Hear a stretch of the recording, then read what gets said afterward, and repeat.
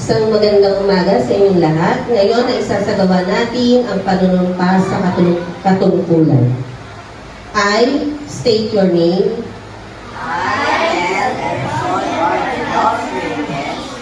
Of state your school.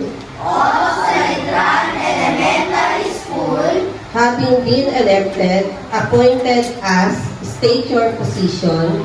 Having been elected, appointed as auditor representative. Of, state the name of your organization.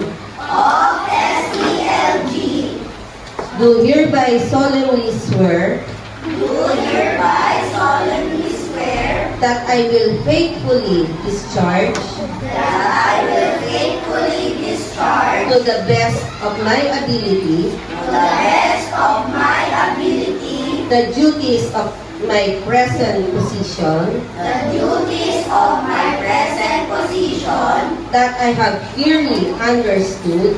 That I have clearly understood. And I will abide by. And I will abide By the guidelines governing this organization.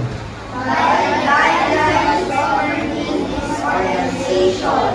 And of the issuance by the Department of Education. And of the issuance by the Department of Education, and that I impose this obligation and that I impose this obligation upon myself voluntarily, upon myself voluntarily, without mental reservation or purpose of evasion. without mental reservation or purpose of evasion. So, help me God.